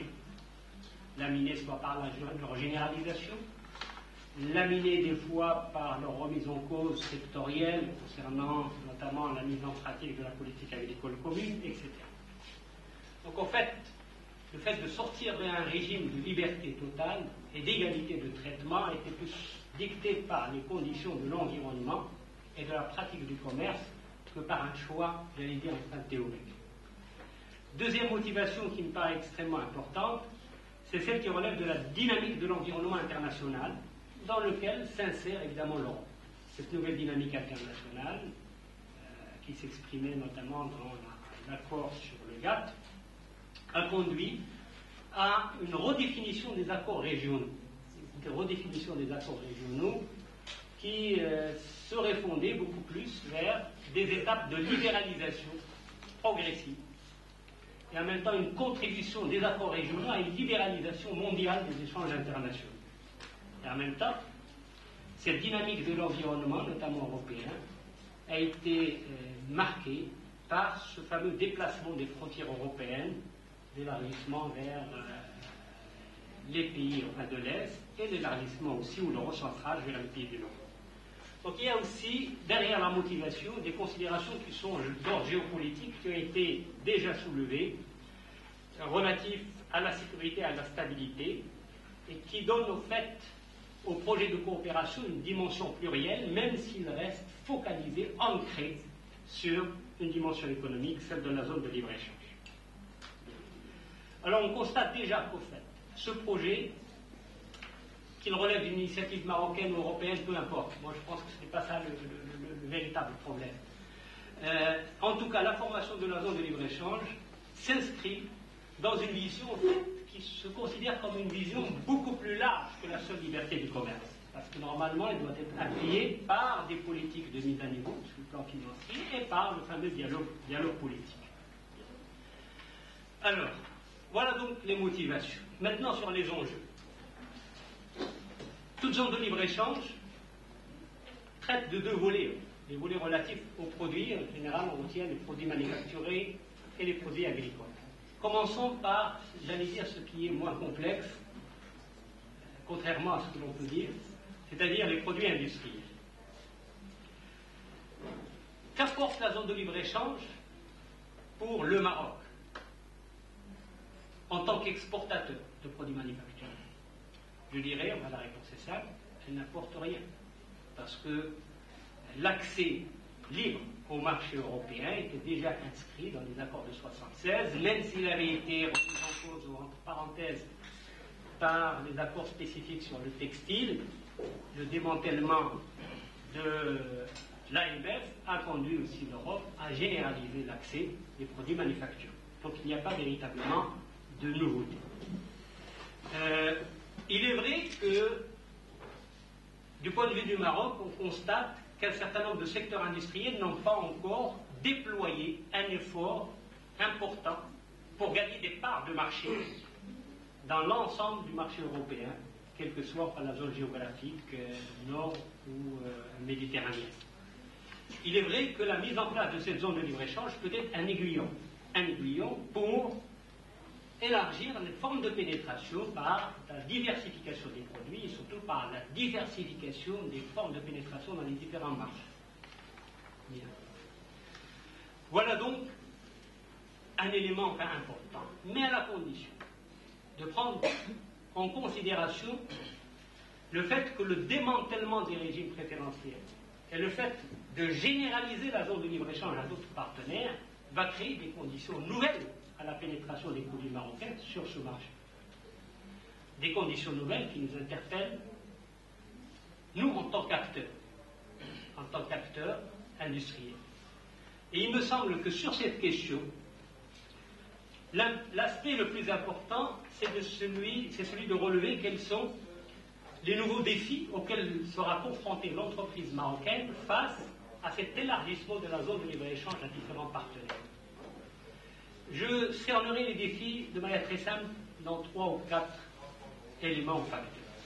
Le premier défi qui nous paraît important, qui est à relever par l'entreprise industrielle marocaine, c'est le défi de la dimension de ce marché. Pourquoi je dis cela, la dimension du marché? Parce que le marché européen est un marché évidemment de 300 millions de consommateurs, où il y a un certain nombre de marchés forts, même si c'est un marché unique, l'Allemand en premier, la France en second, la Grande-Bretagne, l'Italie, qui représentent, je crois, selon les dernières statistiques, à peu près 70% de ce potentiel du marché. Même l'Espagne, qui vient en 4e position, elle ne représente que la moitié du marché italien. Il y a donc cette dimension importante que les entreprises marocaines ne connaissent pas dans toutes ses profondeurs, parce qu'ils restent focalisés sur les marchés ex-préférentiels, les marchés français. Donc cette notion de dimension, cette notion d'élargir notre vision, ou la vision des entreprises, pour véritablement pénétrer les différentes formes. Et pour cette raison-là, je pense que la pénétration n'est pas uniquement une pénétration commerciale, elle ne peut être qu'une pénétration aussi de type de sous-traitance productive, sur laquelle je reviendrai tout à l'heure. Donc prendre la mesure de cette dimension du marché qui n'a pas encore été prise jusqu'à présent. Deuxième défi qui me paraît extrêmement important, c'est le défi de la maîtrise des circuits de distribution. Je crois que les entreprises marocaines ne prêtent pas beaucoup attention aux bouleversements fantastiques qui se produisent sur le marché européen en termes de concentration, de nouvelles donnes, de restructuration de la distribution et du rôle que joue la grande distribution dans la pénétration d'un certain nombre de créneaux. À tel point que les rapports entre le circuit de la distribution et le producteur se trouvent modifiés, même du point de vue des rapports de négociation. Nous n'avons pas encore pris la mesure de cette mutation. Il faudrait la prendre et donc savoir traiter avec les grandes centrales d'achat, pas individuellement, pas la petite et moyenne entreprise marocaine qui sera nécessairement Il n'aura pas de pouvoir de négociation en tant que tel, mais des formes de restructuration de nos formes de pénétration par des centrales de vente, peut-être marocaines, et donc ce ne sont pas de nouvelles dispositions. Troisième défi qui me paraît extrêmement important, c'est le défi de la qualité et de la normalisation. Plus personne, évidemment, n'écarte l'intérêt de la norme comme base de reconnaissance de la qualité. L'Europe, pendant ces 6 ou 7 dernières années, a fait un travail immense de codification et d'harmonisation des normes. Et il s'agit pour nous, entreprises marocaines, d'être informées, d'être partie prenante de cette recherche de la normalisation, soit l'on définit des normes marocaines qui sont en harmonie avec les normes européennes, soit à la limite, si nous n'en possédons pas, comment on va pouvoir transférer les normes européennes aux normes marocaines. Et je pense que c'est là un des vecteurs, au-delà du prix ou de la quantité, c'est l'un des vecteurs de pénétration et de compétitivité qui va jouer un rôle fondamental dans la répartition des parts de marché à l'avenir. Donc cette question de la normalisation qu'il faudrait entériner et accepter. Autre aspect, dernier défi qui interpelle les entreprises marocaines, c'est le défi, j'allais dire, du partenariat ou de la coopération entre entreprises. Jusqu'à présent, la pénétration marocaine dans le marché européen est une pénétration strictement commerciale. Et par essence, elle est fragile. Parce qu'elle est une pénétration de petites unités, de petits marchés, etc. Comment aller vers des formes de coopération qui dépassent cette distance commerciale? Si nous raisonnons en termes de pénétration des entreprises européennes dans le marché marocain, elle est multidimensionnelle. Elle est commerciale, mais elle est aussi, par la force des choses, et heureusement, par la création de filiales, la création d'entreprises autonomes. Comment saisir cette opportunité de la présence d'entreprises européennes dans le marché marocain pour définir des nouvelles formes de relations sur le marché européen, qui seraient des relations non pas de sous-traitance commerciale, quelle que soit l'importance qu'elle pourrait revêtir, mais de co-traitance industrielle, avec tout ce qu'elle suppose, transfert de know-how, transfert de connaissances, etc. Voilà donc un certain nombre de défis qui me paraissent extrêmement importants pour les entreprises, vu du côté de leur pénétration. Maintenant, essayons de voir de l'autre aspect. L'aspect, si vous voulez, de l'accès des produits européens sur le marché marocain. Et c'est là où réside la véritable innovation, entre guillemets, de la zone de libre-échange. Nous connaissons maintenant, même si je ne les connais pas dans les détails, la liste des 2 catégories de produits qui ont été arrêtés. À la lecture, pas des annexes, mais du contenu de l'accord, on peut constater, on peut observer qu'il y a une première liste dont le démantèlement va commencer immédiatement après l'accord et qui va s'étaler sur un horizon de 3 ans, avec une réduction progressive des prélèvements douaniers et tarifaires de l'ordre de 25% chaque année. Et une deuxième liste, dite liste des produits peut-être sensibles, dont le début du démantèlement ne commencera que dans 3 ans et qui s'étalera sur un horizon de 10 ans, avec une réduction progressive linéaire de 10% par an. Déjà, nous constatons qu'il y a donc, du point de vue de la mise en place de la zone de libre-échange, une programmation, un calendrier, qui va donner peut-être le temps nécessaire pour déployer des politiques d'adaptation à cette nouvelle donne. Globalement, on peut considérer que déjà la pénétration des produits manufacturés européens sur le marché marocain est très importante. L'Europe est notre principal fournisseur. Elle représente quelque chose comme 70% de nos importations. Une bonne partie de ces importations, j'allais dire, ne subit pas de prélèvements douaniers très importants parce qu'elles concernent des biens d'équipement ou des matières premières. Donc en fait, là où les enjeux sont les plus délicats, c'est surtout dans les secteurs ou les branches industrielles où il y a une forme de compétitivité qui peut se développer entre les 2 espaces. Et c'est pour cela, d'ailleurs, qu'il faut faire extrêmement attention sur 2 aspects. Premier aspect, c'est les implications ou les conséquences de cette zone de libre-échange d'un point de vue macroéconomique. Un certain nombre d'estimations ont été faites et qui concluent que la perte fiscale pour le Maroc serait de l'ordre, là je cite un rapport de Banque mondiale, de 8,5 milliards de dirhams, en partant de l'estimation suivante, que globalement les produits, les prélèvements douaniers plus le PFI représentent 20% des recettes fiscales de l'ensemble des recettes fiscales marocaines, et que la part de l'Europe dans ces recettes fiscales est de l'ordre de 60%, c'est ce qui est traduit par à peu près 8,2 milliards de dirhams. Mais il faut dire que cette estimation est peut-être une forme de sonnette d'alarme, mais elle est un peu dramatisée à mon avis, parce qu'en fait, elle ne peut pas, le démantèlement justement ne va pas intervenir ipso facto immédiatement, donc il est étalé dans le temps. Donc à la limite, il y a peut-être un impact macroéconomique sur les recettes fiscales dont on ne mesure pas encore parfaitement les conséquences, mais ce qui est le plus important, c'est surtout l'impact de la zone de libre-échange sur le tissu industriel marocain et les risques de déstabilisation qu'il peut inclure ou induire. Or, de ce côté, il me semble que les secteurs les plus sensibles au Maroc, nous les connaissons. L'agroalimentaire, le textile essentiellement. Or, pour ces deux secteurs, il y a des systèmes de prix de référence qui est appliqué dans la politique commerciale marocaine. Justement, l'accord européen insiste sur le fait qu'il faudrait un démantèlement de ces prix de référence pour être en conformité avec l'évolution, disons, du commerce international. Mais ce démantèlement est prévu sur un horizon encore qui va commencer que dans 5 ans. Oui, je pense qu'il va commencer dans 3 ans et puis prendre un délai de temps de 5 ans. Sauf pour les textiles, où il y a une volonté enfin de commencer le démantèlement dès la signature de l'accord.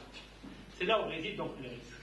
Le risque de déstabilisation pour les secteurs dits sensibles, où le Maroc a un certain avantage compétitif et pour lesquels donc il faudrait mettre en place une politique de soutien.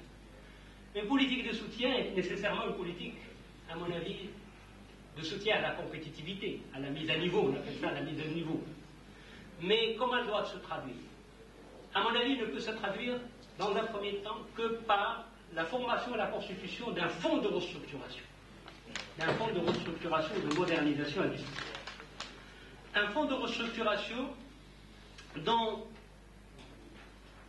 l'approche d'intervention devrait être à la fois une approche positive, c'est-à-dire qu'elle doit être motivée pas seulement pour des raisons défensives, mais au contraire pour des raisons offensives, c'est-à-dire de permettre à l'entreprise marocaine de conforter sa situation ou sa productivité pour aller vers une plus grande résistance face à la libéralisation des échanges. Mais en même temps, ce fonds de restructuration doit répondre à une approche stratégique. Pourquoi stratégique? Parce qu'il me semble que tout effort de restructuration doit s'inscrire dans un contexte de recherche de quelles sont les filières ou quels sont les secteurs qui sont en mesure d'être soutenus dans une logique concurrentielle à l'avenir et les secteurs peut-être pour lesquels le Maroc n'a pas véritablement d'avantage comparatif ou d'avantage compétitif. Donc toute intervention d'un fonds de restructuration, qu'il soit financé sur ressources locales ou financé sur ressources budgétaire de la communauté ou de la BUI, peu importe les modalités de ressources, doit définir une option stratégique avec un choix alternatif en cas de secteur.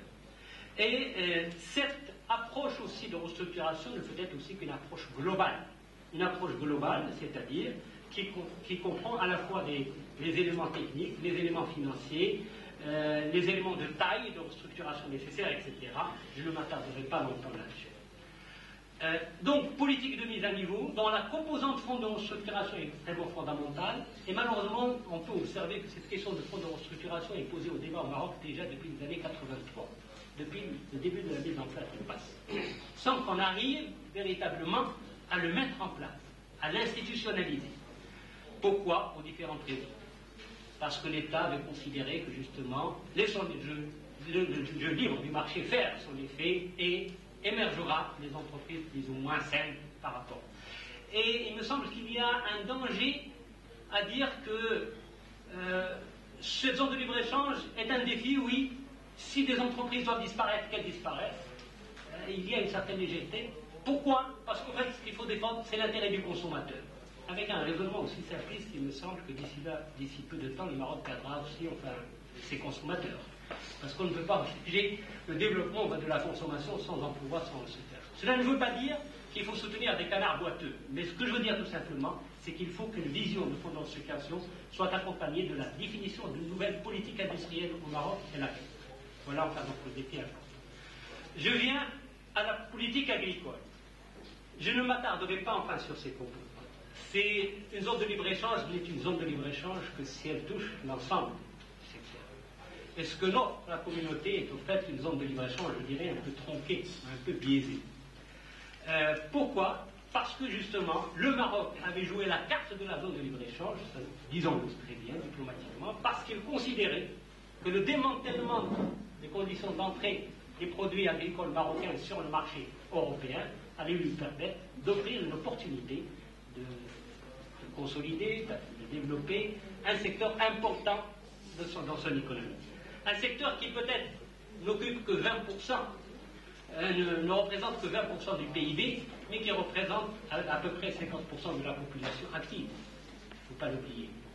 Un secteur aussi qui a déjà connu des modifications, des changements dans son contenu pour s'adapter aux différents régimes que lui a imposé la politique agricole commune, calendrier, prix de référence, etc. Et qui se trouve maintenant pénalisé parce qu'il a consenti des efforts d'adaptation pour le marché européen.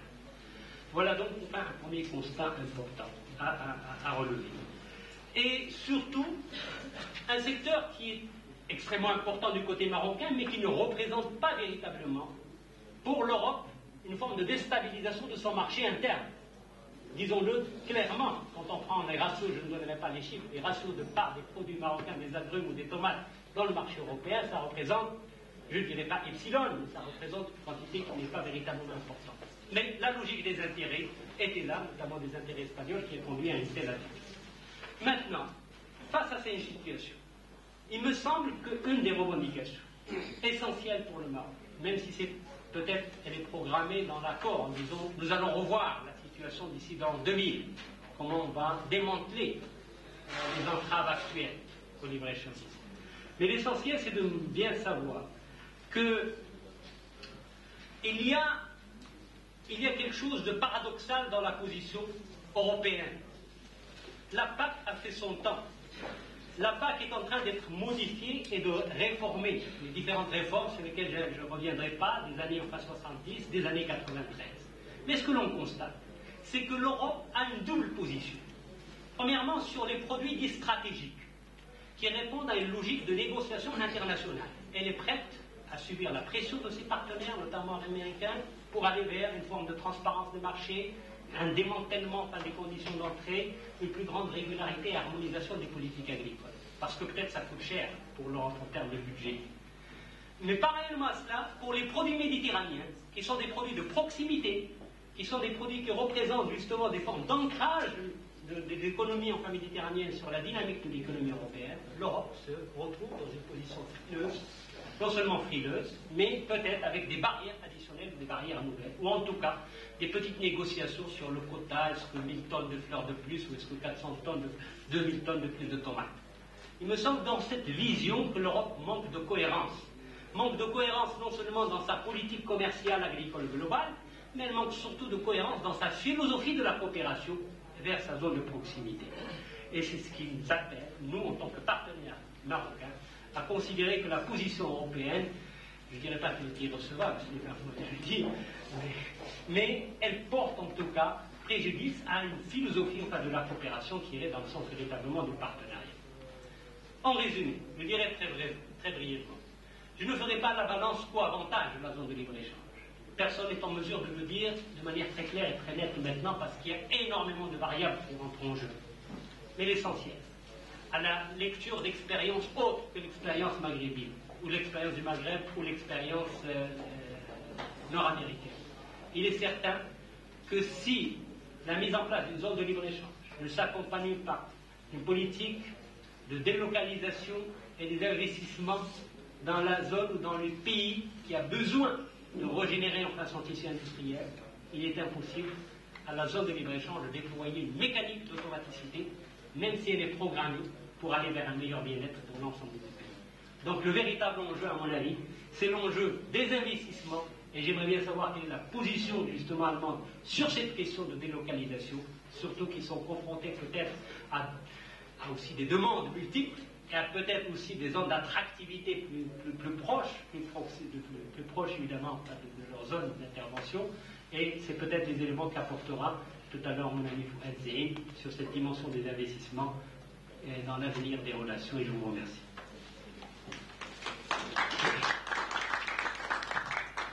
Merci Arabi.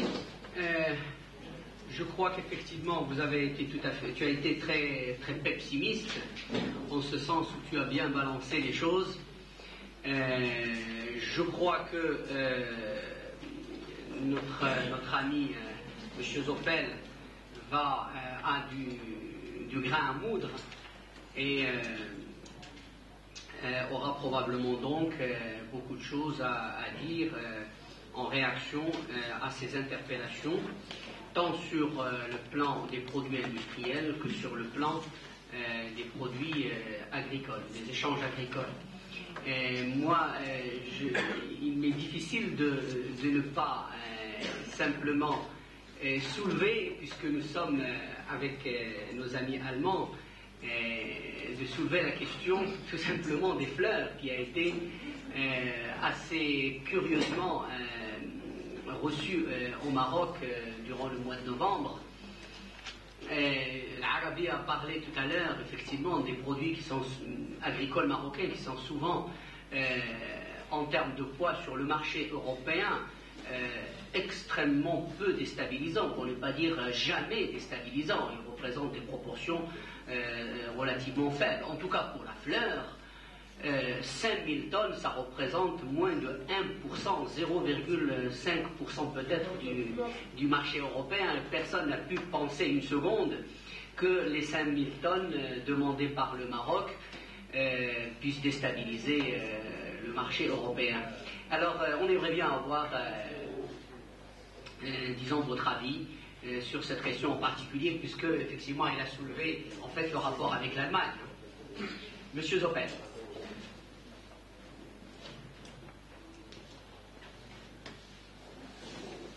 Meine Aufgabe ist es, Anmerkungen zu machen zu dem, was Herr Yaidi gesagt hat. Das ist kein Referat, sondern erste Anmerkung.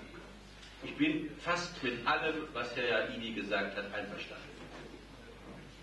Linke Ökonomen in Deutschland stehen einer allein liberalisierten Wirtschaft auch skeptisch gegenüber. Und deshalb fiel mir wie Herrn Yaidi alles ein, was gegen ein Freihandelsabkommen spricht. Dann mache ich eine politische Vorbemerkung.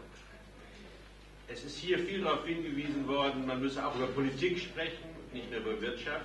Und da ist ja Folgendes dran wichtig. Diese Assoziationsabkommen, die ja zu der Freihandelsstrategie gehören, und auch die Einzelheiten der Schlussdeklaration von Barcelona, versteht weder in Marokko noch in Deutschland irgendwie die breite Öffentlichkeit. Auch nur die wenigsten Abgeordneten verstehen das. Die Assoziierungsabkommen verstehen vielleicht in Marokko und Deutschland zusammen 100 Menschen. Und ich glaube nicht, dass es mehr sind, wenn man diese Listen sieht. Mal eine Umfrage, wer hat schon mal so ein Ding in der Hand gehabt? So, das ist die Grundlage. Deshalb muss man mal fragen, wo liegen die politischen Zusammenhänge, dass es überhaupt dazu gibt. Ich glaube, in Marokko ist das einfach zu beantworten. Dadurch, dass man die Fernsehsender ganz Europas hier täglich in Marokko sehen kann und viele Marokkaner schon einmal in Europa waren, wissen sie, wie reich die Leute in Europa sind. Und dann kommen sie hierher zurück und dann fragen sich viele, warum sind wir nicht auch so reich? Ich glaube, das hauptpolitische Ziel ist für Marokko, dass die Menschen hier einen Lebens- und Sozialstandard haben, der sich dem Europäischen anpasst. Ich glaube, das wird die Antwort sein, wenn wir jemanden sprechen, der sich der Frage nähert. In Deutschland, ich rede jetzt nicht von Europa, in Deutschland ist das komplizierter. Wenn ein deutscher Bundestagsabgeordneter auf Menschen träfe und käme mit ihnen, das wäre ja schon Zufall, zu der Frage, ob es politisch wichtig wäre, dass es zwischen Marokko und Deutschland Abkommen gibt, dann würde sie das überwiegend gar nicht interessieren. Aber wenn man sich dann der Frage nähert, kann ich mir vorstellen, es gibt 3 Sachen, die einen normalen Menschen in Deutschland auf der Straße vielleicht berühren. Positiv. Sie möchten preiswert an die marokkanische Sonne und vielleicht noch preiswert Datteln. Manche haben auch schon marokkanischen Weiher Tunesien mit. So, bitte? Das ist schon unbekannt, dass Tomaten aus Marokko kommen, weil ein normaler Deutscher annimmt, dass Tomaten aus Deutschland kommen. Na ja, das ist schon, ich bleibe mal bei Deutschland. Man muss immer davon ausgehen, jemand in seinem eigenen Lande glaubt, dass Produkte, die er in seinem Garten selber pflanzen kann, auch normalerweise in seinem Land hergestellt werden. Das ist normal. Das Zweite, was Ihnen einfallen könnte mit den vielen Menschen, die aus dem südlichen Mittelmeerraum nach Deutschland gekommen sind, das sind nicht so viele Marokkaner, es sind mehr Türken, möchte man keine Konflikte. Ich glaube, die meisten Menschen in Deutschland haben nichts gegen die Menschen. Und solange sie ganz normal im Straßenleben und am Arbeitsplatz, finden sie die alle in Ordnung und interessant und trinken mit denen auch Mokka und viele freuen sich auch über Fremde. Sie möchten nur keinen Ärger mit denen. Das wäre der zweite Punkt für Abkommen. Und der dritte, Sie haben was gegen Gefährdung der Sicherheit und deshalb, weil hier gesagt wird, zu viel über Sicherheit gesprochen. Der Grund, warum es Staaten gibt, ist die Sicherheit. Die Staaten sind erfunden worden wegen der Sicherheitspolitik. Alles andere kann später handeln, konnten die Kaufleute schon immer. Die Kaufleute konnten sich nur nicht schützen vor Überfällen. Deshalb ist die Sicherheitspolitik der Grund für die Existenz von Staaten. Es hat gar keinen Sinn zu sagen, darüber wird zu viel geredet. Also was möchten die nicht? Sie möchten von Saddam keine Raketen. Das haben sie gelernt im Kuwait-Konflikt, dass der Saddam so Raketen hat, die bis Wien reichen. Und dann mögen sie auch keine Terroristen, die europäische Flugzeuge schaden. Das ist das, was die Leute interessiert. Ich sage das mal am Anfang, damit man vielleicht mal die Zusammenhänge sieht, nicht nur der Experten, die wir sind, sondern was würden die Leute davon halten. Und bei Ihnen werden die Leute deshalb fragen, was können wir tun, damit wir uns an den europäischen Wohlstand annähern. Und bei uns würde ich sagen, also eine Regierung, die dafür sorgt, wir kommen preiswert nach Agadir.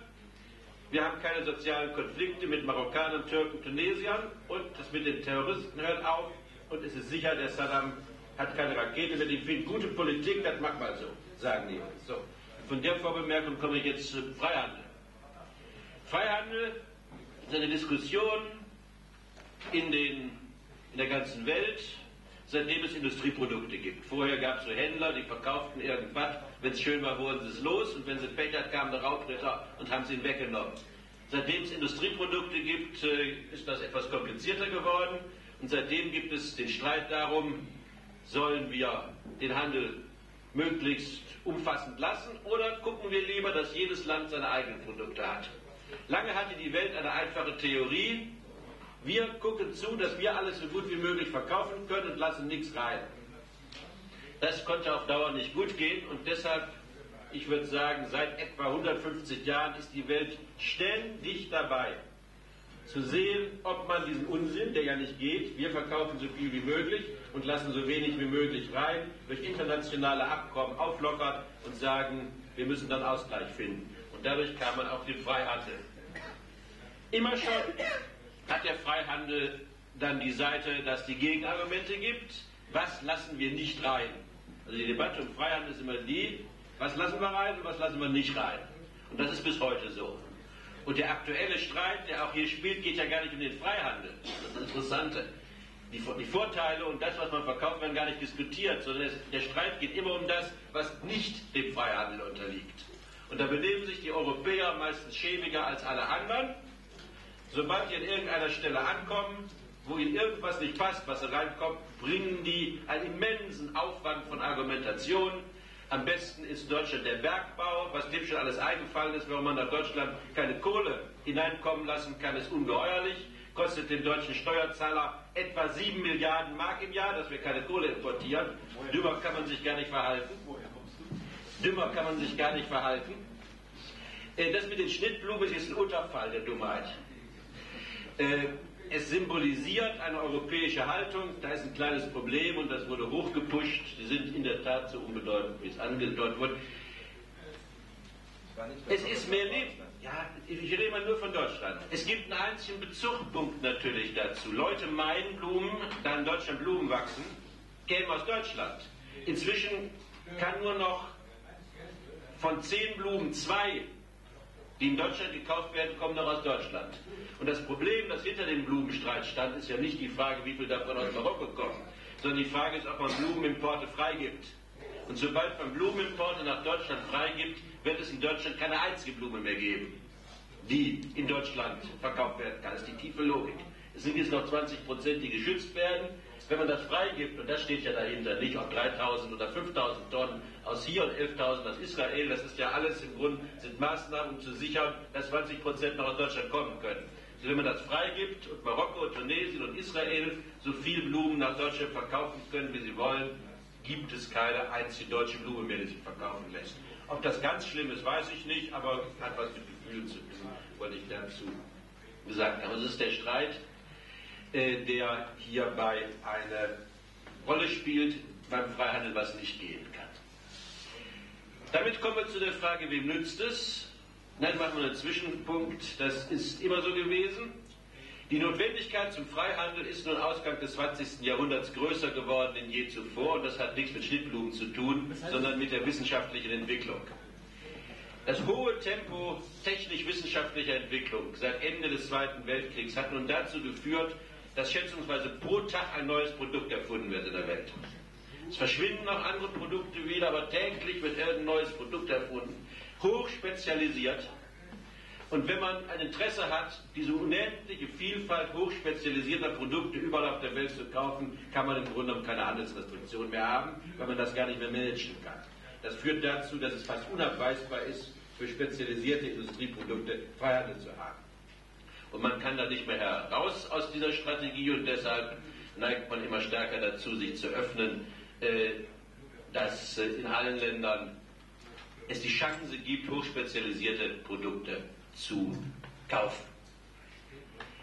Trotzdem hat sich die Diskussion kaum geändert, wer dafür und wer dagegen ist. Nur will ich jetzt für eins appellieren. Gegen Freihandel sind sowohl arme wie reiche Länder. Die armen Länder sind gegen Freihandel, weil sie glauben, sie würden von den Produkten der Reichen platt gemacht. In den reichen Ländern gibt es aber auch Bedenken, weil sie glauben, mit billigen Löhnen hergestellte Produkte kämen herein. Damit komme ich zur Kohle und zu den Blumen zurück. Das ist ja die Furcht, Textilien ähnlich. Und wenn man nun sieht, dass auf beiden Seiten Furcht ist, in Marokko, dass Produkte, die hier gar nicht hergestellt werden können, vielleicht Gefahr bieten, und wenn in Europa und in Deutschland Angst ist, es könnten billige Produkte reinkommen, dann könnte man es ja umdrehen und sich fragen, haben nicht beide Seiten Vorteile davon? Und denen müsste man sich zuwenden, diesen Vorteilen, und deshalb meine Kernaussage. Ein Land wie Marokko, das ein Abkommen unterzeichnet, das auf Freihandel zuläuft, muss wissen, was es tut. Und eine einzige Bemerkung, die mache ich ja auch sehr deutlich: Für die Entscheidung, ein Freihandelsabkommen abzuschließen, sollte Marokko nicht die Europäer verantwortlich machen. Das hat Marokko entschieden, und nun muss Marokko alles tun, um die Chance zu nutzen. Und ich sage, die größte Chance ist, bei Produkten, die billiger hergestellt werden können als in Europa, zu sehen, dass man sie verkaufen kann. Und daran kann man die Forderung, nun hört ihr auf, noch irgendwelche Bestimmungen zu erlassen, dass Produkte, die wir billig verkaufen können, nicht nach Europa reinkommen. Gegen die Ausnahme muss man sich hart wenden, aber der Hauptvorteil ist, Marokko muss sehen, wie es Produkte, die es billiger herstellen kann, weil noch für viele Jahre hier die Löhne niedriger sein werden. Das will ich nicht, das begrüße ich nicht, aber es ist so, wie sie die verkaufen können. Das ist die Hauptaufforderung, und ich würde meinen, die erste Aufgabe von Unternehmen, von Regierung ist eine aggressive Exportförderungspolitik Marokkos. Wie kann man das begleiten? Mit Hilfen, sicherlich im internationalen Zusammenhang. Ich würde 4 große Gruppen von Hilfen sehen, die man braucht, um das erträglich zu machen. Ich will die Punkte nennen: Managementförderung, Bildungsförderung, Infrastrukturförderung und Umweltschutz. Also die erste Aufgabe, ich glaube, die Strategie ist richtig, die damit bei der EU eingeschlagen wird, die finanzielle Förderung auch Unternehmen zukommen zu lassen. Man sollte sich darauf verständigen, wie kann durch internationale Zusammenarbeit das Unternehmertum und das Management in Marokko darauf vorbereitet werden, zu exportieren. Das ist der Hauptpunkt, wenn man das mal angefangen hat. Das ist der erste und wichtigste Punkt. Ich glaube, da gibt es viele Defizite. Das geht auch nur, wenn eine Regierung das richtig will. Die positive Darstellung eines Landes in anderen Ländern schafft nur eine Regierung. Selbst Deutschland betreibt noch Deutsche Wochen in Marrakesch. Also wenn man sich ein hochentwickeltes Land, wo die Wirtschaft meint, man braucht gar keine Regierung, so ist das ja in Deutschland, macht trotzdem ihre noch über die Botschaft, ist ja, muss man nachdenken, als Deutscher. Also das ist aggressive Darstellung